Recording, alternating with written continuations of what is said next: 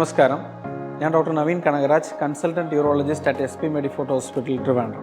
ഞാൻ നിങ്ങൾക്ക് ഇൻട്രൊഡ്യൂസ് ചെയ്യാൻ പോകുന്നത് importance of robotic surgery in urology. ഞങ്ങളടുത്തുള്ള റോബോട്ടിക് സിസ്റ്റം കുറിച്ച് നിങ്ങൾക്ക് കാണിച്ചു തരാം.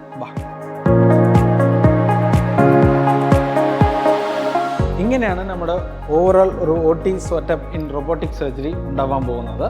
ഞാൻ ഇതിനെക്കുറിച്ച് ഡീറ്റെയിൽ ആയിട്ട് നിങ്ങൾക്ക് പറയുന്നതായിരിക്കും. ഇതാണ് നമ്മുടെ സർജൻ കൺസോൾ. ഇവിടെ നിന്നാണ് നമുക്ക് ബാക്കിയുള്ള ആംസിന് പവർ പോകുന്നത് ആൻഡ് ഇവിടെ നിന്നാണ് സർജൻ ഓപ്പറേറ്റ് ചെയ്യുന്നതും കൂടി. സോ ഇതാണ് നമ്മുടെ സർജൻ ഇരിക്കുന്ന ചെയർ. അത് സ്റ്റേബിളായിട്ടുള്ള ചെയർ ആയിരിക്കും. ഇങ്ങനെയാണ് നമ്മൾ ഇരിക്കുന്നത്. നമ്മുടെ ഫ്രണ്ടിൽ ഒരു സ്ക്രീൻ ഉണ്ട് and this is the where the surgeon rest arms and ഇതാണ് നമ്മുടെ റോബോട്ടിക് ആംസ് എന്ന് പറയുന്നത്. ഇതാണ് ജോയ്സ്റ്റിക്ക് പോലത്തെ സംഭവമാണ്. ഇതെല്ലാം സ്റ്റിക്സും ഉണ്ട്. നമ്മുടെ ഹ്യൂമൻ ആം പോലെ തന്നെയാണ് ഇത് ഇരിക്കുന്നത്. ഇവരാണ് റോബോട്ടിക് ആംസ്. പക്ഷേ ഇവരുടെ കയ്യിലായിരിക്കും ഇൻസ്ട്രുമെൻറ്റ്സ് ആൻഡ് ക്യാമറ കൺട്രോൾ എല്ലാം ഇവരുടെ കയ്യിലായിരിക്കും. പക്ഷേ ഇവരുടെ കൺട്രോൾ നമ്മുടെ സർജൻ്റെ കയ്യിലാണ്. അത് നമ്മൾ അവിടെ കൺസോളിലിരുന്നിട്ടാണ് ഇവർ ഓപ്പറേറ്റ് ചെയ്യുന്നത്. പക്ഷേ ഇവിടെ ഓൾറെഡി ഇവർ നേരത്തെ സെറ്റപ്പ് ചെയ്ത് വെച്ചിട്ടായിരിക്കും നമ്മൾ കൺസോളിൽ ഇരിക്കുന്നത്. പക്ഷേ ഇത് മോണിറ്റർ ചെയ്യാൻ വേണ്ടിയുള്ള അസിസ്റ്റൻ്റ് എപ്പോഴും ഇതിനടുത്ത് തന്നെ ഉണ്ടാവും. അവർക്ക് സെപ്പറേറ്റിലുള്ള ഒരു സ്ക്രീൻ ഇവിടെ ഉണ്ടാവും. അവരും ഇത് കണ്ടുകൊണ്ടിരിക്കും. എന്തെങ്കിലും ഉണ്ടെങ്കിൽ ഹെൽപ്പ് ഉണ്ടെങ്കിൽ അവർ നമ്മളടുത്ത് അറിയിക്കും. അതനുസരിച്ച് നമ്മൾ പ്രൊസീഡ് ചെയ്യുന്നതായിരിക്കും.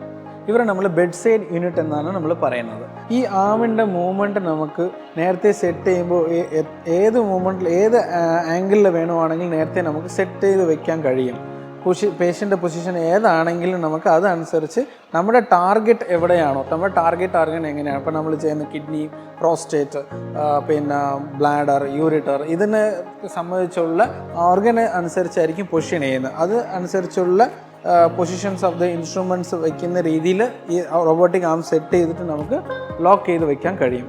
പിന്നെ ഈ കൺട്രോൾ ഫുള്ള് നമ്മുടെ സർജൻ കൺസോൾ വഴിയായിട്ട് നമുക്കത് ചെയ്യാൻ നോക്കും. റോബോട്ടിക് സർജറിയുടെ അഡ്വാൻറ്റേജസ് എന്തൊക്കെയാണ്? ഒന്ന്, ബ്ലഡ് ലോസ് വളരെ കുറവാണ്. Faster over time, recovery faster ആയിരിക്കും. പ്രിസൈസ് ആയിട്ട് നമുക്ക് സർജറി ചെയ്യാൻ നോക്കും. 3D വിഷൻ ഉണ്ട്. നേരത്തെ നമുക്ക് വീട്ടിൽ പോകാൻ കഴിയും. പെയിൻ കുറവായിരിക്കും. വെൻ കമ്പയർഡ് ടു ലാപ്രോസ്കോപ്പി, നമ്മുടെ instruments of in the robotic urology they have all 360 movements. അപ്പോൾ അകത്ത് നമുക്ക് അതിൻ്റെ ആ മൂവ്മെൻറ്റ്സും അതിൻ്റെ ഇൻസ്ട്രുമെൻറ്റ്സിൻ്റെ മൂവ്മെൻറ്റ്സ് നമുക്ക് 360 തിരിയാൻ കഴിയും. അപ്പോൾ നമുക്ക് ഈ പെൽവിക് സർജറീസ്, അതായത് അഡ്വാൻസ്ഡ് ആയിട്ടുള്ള പ്രോസ്റ്റേറ്റ് ക്യാൻസർ സർജറീസും പിന്നെ കിഡ്നി സർജറീസ്, ഇതെല്ലാം നമുക്ക് വളരെ എളുപ്പത്തിൽ ചെയ്യാൻ കഴിയും. ഇങ്ങനത്തെ അഡ്വാൻസ് പ്രൊസീജിയേഴ്സ് നമുക്ക് റോബോട്ടിക് സർജറി വഴിയായിട്ട് നമുക്ക് ചെയ്യാൻ കഴിയും. നമുക്ക് SP മെഡിഫോർട്ട് ഹോസ്പിറ്റലിൽ ലഭ്യമാണ്.